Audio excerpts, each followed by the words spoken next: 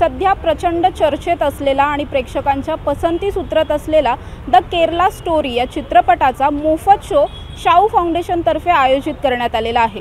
पुण्याच्या सातारा रोड भागात असलेल्या सिटी प्राइड या थिएटरमध्ये हा शो लावण्यात आलेला आहे आणि माझ्याबरोबर आत्ता शाहू फाउंडेशनचे सर्वेसर्वा राजेश नाईकरे सर आहेत। सर नमस्कार, सिटी नावमध्ये तुमचं स्वागत आहे। काय कारण होतं हा शो महिलांसाठी मोफत आयोजित करण्याचं? या चित्रपटामध्ये ज्याप्रमाणे महिलांचं शोषण आणि त्याचा वापर दहशतवादासाठी केलेला दाखवला गेला आहे, त्याबद्दल महिलांमध्ये जागृती व्हावी असा एक माझी प्रामाणिक इच्छा होती।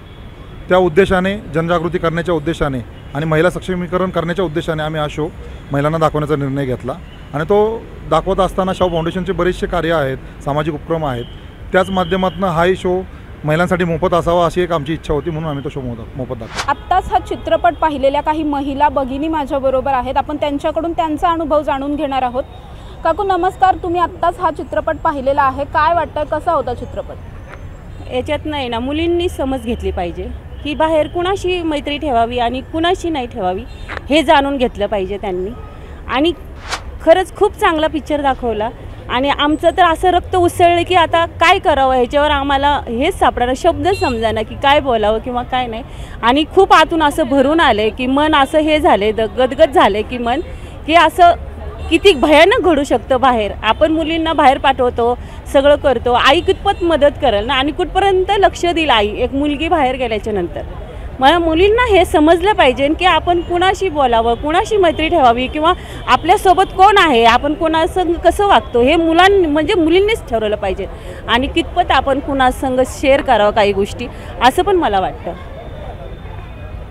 खूपच छान पिक्चर होता हा, बघण्यासारखं म्हणजे इतकं चांगलं शिकण्यासारखं आहे की खरं तर 8वी पासून पुढच्या सगळ्या मुलींना दाखवलं पाहिजे, कारण 8वी पासून मुलींच्या मनाचं परिवर्तन होत असतं आणि त्या पिरियडमध्येच पासून सुरुवात केली पाहिजे की हा पिक्चर दाखवण्याची। कारण बाहेरचं जग कसं आहे, बाहेरच्या जगातली लोकं कशी आहेत, ती आपल्याशी कशी वागतात, कसं गोड गोड बोलून मुलींना भुलवतात, दिसण्यावरनं, राहण्यावरनं, पैशाचं ह्याचा त्याचा आमिष दाखवून किती भुलवतात मुलींना आणि त्याच्यावरतीच हे दाखवलेलं आहे। असं नाही की ठीक आहे हिंदू मुसलमान आहे म्हणून, असं काही नाही की आता भारतातले जे मुसलमान आहेत त्यांना पण खूप अभिमान आहे की मी भारत देशाचा नागरिक आहे, हे भारताच्या मुलींना खरं तर अभिमान आहे मुसलमानांना, पण असं नाही म्हणू शकत। पण सगळेच लोक तसे नसतात, पण काही मोजकी लोक असे असतात की हे असं चुकीचा अर्थ, चुकीचं हे करतात। आणि ही जी गोष्ट, जी केरळाची गोष्ट झाली ती फारच भयानक आहे, म्हणजे नाही का अगदी म्हणजे अंगावर काटा। म्हणजे किती मुलींना आज आपण हे केलं पाहिजे, किती मुलींना सांभाळलं पाहिजे, किती मुलींकडे लक्ष दिलं पाहिजे।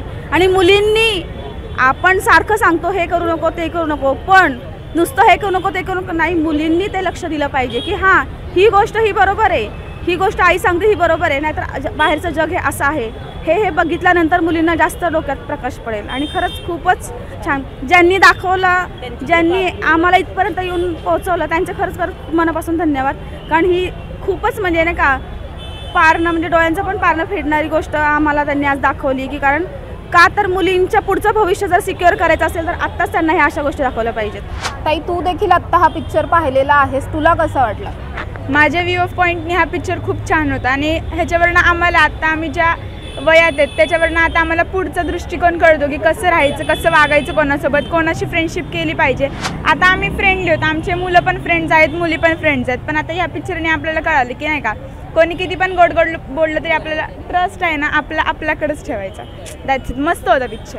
Kerala story is a very very fantastic story. He story प्रत्येक भारतीय, हिंदू, इवन मुसलमान तरुणींनी सुद्धा बघितली पाहिजे।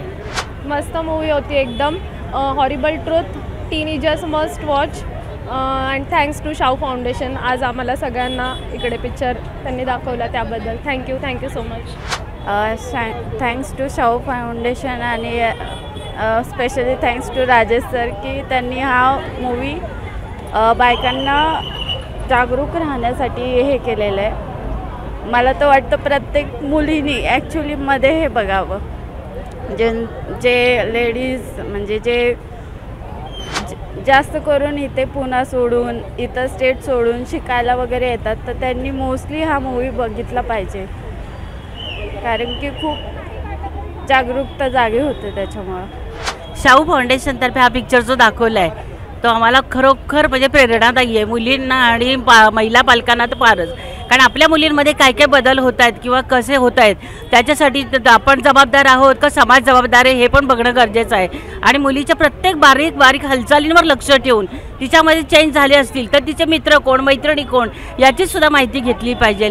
आणि अनेक संकटांपासून आपल्या मुलींना वाचवण्याचा हा मोठा मार्ग आहे. तर पालकांनी सुद्धा ह्याचं लक्ष दिलं पाहिजे आणि आपल्या जवळच्या आजूबाजूच्या समाजातल्या ज्या मुली आहेत त्यांना पण गायडन्स केलं पाहिजे. आणखीन ज्या वाईट गोष्टी घडतात त्याच्यापासून त्यांचा बचाव केला पाहिजे. नाईक रे यांचं खूप मनापासून आभार मानते की त्यांनी हा पिक्चर दाखवला आणि एक मोठं सामाजिक कार्य त्यांनी केलेलं आहे. त्याबद्दल त्यांचं मनापासून धन्यवाद. माझं नाव पायल पवार आहे. माझी स्वतःची मुलगी आत्ता 18 वर्षाची आहे. त्यामुळे तिला मी फर्स्ट शो दाखवला आहे आणि माझी ही इच्छा होती की मी पण हे बघावे आवर्जून.